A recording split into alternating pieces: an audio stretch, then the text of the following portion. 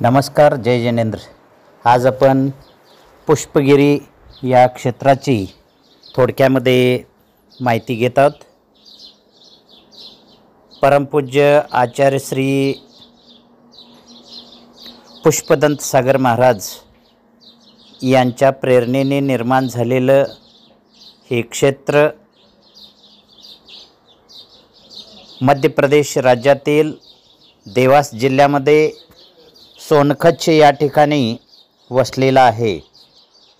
या क्षेत्राची निर्मिती करण्यामागे एक हेतू होता, तो म्हणजे जैन धर्माच्या तत्त्वज्ञानाचा प्रचार व प्रसार करणे आणि धार्मिक साधना व आत्मशुद्धीला चालना देणे हा होता। या पुष्पगिरी तीर्थक्षेत्राचं वैशिष्ट्य असं की या ठिकाणी मुख्य आकर्षण म्हणजे आदिनाथ जिनालय।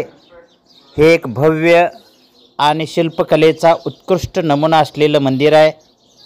यात भगवान आदिनाथांचं भव्य मूर्ती विराजमान आहे। या तीर्थक्षेत्रामध्ये एक सुंदर गुंफा आहे, जेथे जैन तीर्थंकरांच्या मूर्ती स्थापित करण्यात आलेल्या आहेत। भक्तांच्यासाठी या ठिकाणी ध्यान आणि साधनेसाठी स्वतंत्र व्यवस्था करण्यात आलेली आहे। येथे शांती आणि आध्यात्मिक उन्नतीसाठी विशेष वातावरण तयार करण्यात आलेलं आहे। श्री क्षेत्रात नियमितपणे जैन धर्मातील पंचकल्याण महोत्सव साजरे केले जातात। यामध्ये मोठ्या संख्येने भक्तगण सहभागी होत असतात। आचार्य पुष्पदंत सागर महाराज यांनी मुनी प्रसन्न सागर, मुनी पुलक सागर, मुनी प्रमुख सागर, मुनी प्रमाण सागर आणि मुनी तरुण सागर या 5 शिष्यांना आचार्य पदवी प्रदान केलेली होती। या शिष्यांद्वारे जैन धर्माचा प्रचार आणि प्रसार करण्यात आलेला आपल्याला दिसून येतो। पुष्पदंत सागर महाराज यांचा जन्म 1 जानेवारी 1954ला गोंदिया महाराष्ट्रामध्ये झालेला आहे। त्यांनी 1976मध्ये आचार्य विमलसागर महाराज यांच्या सानिध्यामध्ये दिगंबर दीक्षा घेतली।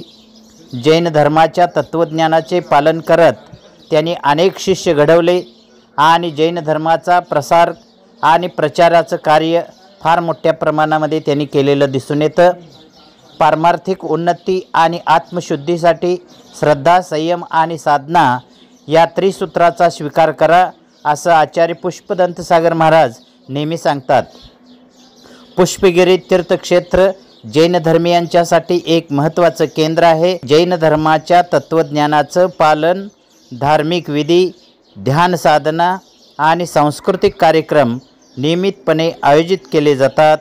जैन अनुयायांच्यासाठी हे क्षेत्र श्रद्धा आणि भक्तीचं प्रतीक मानलं जातं। या धार्मिक कार्याबरोबरच शैक्षणिक कार्यामध्ये खूप मोठं योगदान आचार्य श्री पुष्पदंत सागर महाराजांनी दिलेला आहे। या ठिकाणी law college, art commerce college आणि अंतर्मनाच्या माध्यमातून या ठिकाणी राहण्याची खूप सुंदर अशी व्यवस्था या तीर्थक्षेत्रावरती करण्यात आलेली आहे। याचा लाभ समाजातील सर्व घटकांनी घ्यायला पाहिजे, अशी थोडक्यात माहिती या पुष्पगिरीची मी देतो आहे। राजकुमार चौगुले, चिंचवाड।